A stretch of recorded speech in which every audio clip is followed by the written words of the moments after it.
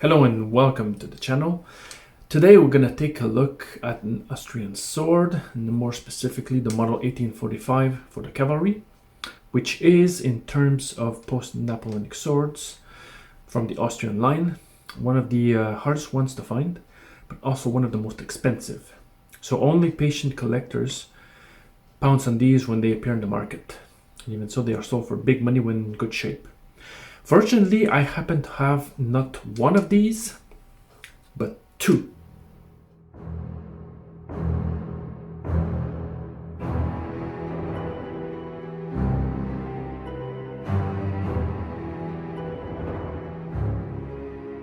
The Austrian model 1845 sword for the cavalry was in fact heavily influenced by another, which was the British heavy cavalry sword model 1821. As you can see, they both had the same type of bowl-shaped guard that covered the hand. They also had lightly curved blades, which were on average 92 centimeters long.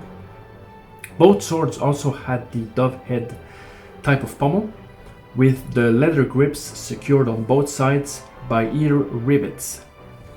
The difference between the two swords was that on the Austrian one it had 7 drilled holes on the guard, whereas the British had none. The practice of having drilled holes was to make the sword lighter, less heavier. Another difference, which isn't so obvious, is with the shape of the pommel caps, more specifically the domes. The Austrian one is flatter than the British, and the lines that covered it were also made in a more subtle way. The back straps also had something that stood out. The Austrian one, as you can see, had an inverted V-shaped line, whereas the British was rounded. Lastly, the sword knot hole was different on the Austrian one. It was longer and narrower than the British model. Unlike any other nation at the time, however, the Austrian sword was issued as a universal cavalry sword for its units, and it was one of the first ones to do so.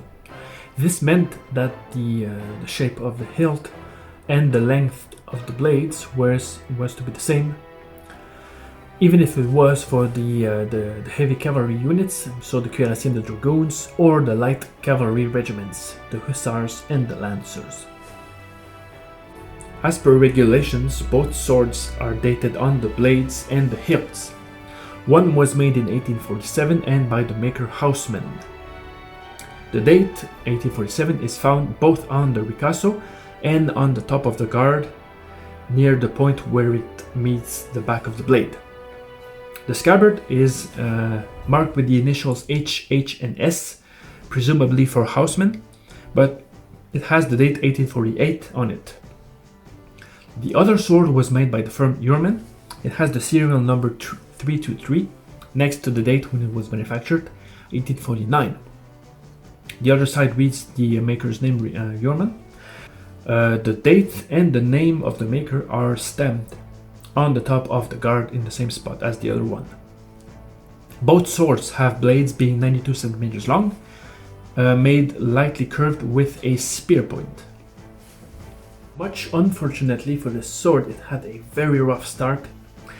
After initial trials, the light cavalry rejected it because they thought the blade was too long for them. But the real problem was with the guard design, and complaints were made about the hilt failing to protect the thumb area and being too narrow to cover the hand completely. The result is that just 5 years after it was introduced, another sword was created, and this was the Austrian sword model 1850 that I'm going to talk about in another video, and it was supposed to be the answer to these critics. The 1845 was thus removed from cavalry service in 1852, so 2 years after the other one started to be issued, and it was issued as a side arm or side weapon to the artillery and the transport units. That is when another more serious setback appeared, because in 1855, after hearing numerous reports and complaints within the units that were using the sword, an army report or commission found out that about 40% of the swords that were produced in the year 1850, just the year 1850, had flawed blades. And most of these were from firm Euromen, such as this sword. Although this one was made a year before, but Euromen. So the report made its way to the ear of the emperor himself. And he instructed the General Artillerie-Direction, who oversaw the production and inspection of swords, with these fine words to take more care in the inspection of the blades. You know that when the big boss of your nation tells you something like that, somebody screwed up big time.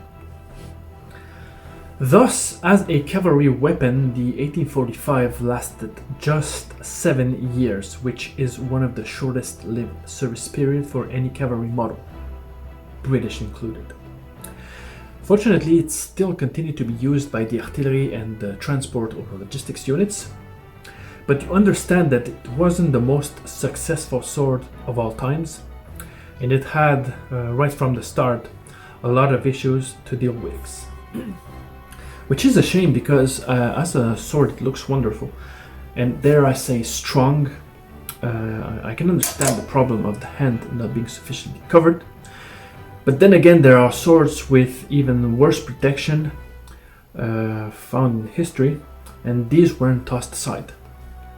Some might use the blade scandal as an argument, but since these were only for swords made in 1850, it surely didn't apply to the swords that were made before or after that specific date, such as this one made in 1847 or the other made in 1849. But if it was outclassed within the Austro-Hungarian cavalry units, it continued to be used by other nations. Polish armies used it as surplus swords, but I don't have much information about that. And I know that another nation or nations were the Italian armies, or the Italian states armies. Sorry. And one of the most important figure of Italian military history, Giuseppe Garibaldi, the hero of the Italian War of Independence, allegedly carried one of these in one of his campaigns. And this is because there is a photograph and a couple of lithographies of him carrying this same sword with him. It also helps that the Museum of the Risorgimento in Italy has one of these swords, a trooper sword, on display and attributed to Garibaldi. So definitely more than meets the eye for the sword. However, what are your opinions on it? Do you think that the Austrians were too hard on it, or were they right to dismiss it so quickly? Perhaps they could have improved something instead of creating a new sword.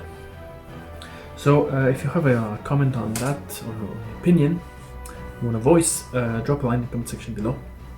And with that said, thank you very much for having watched the video, and I'll be seeing you on the next one.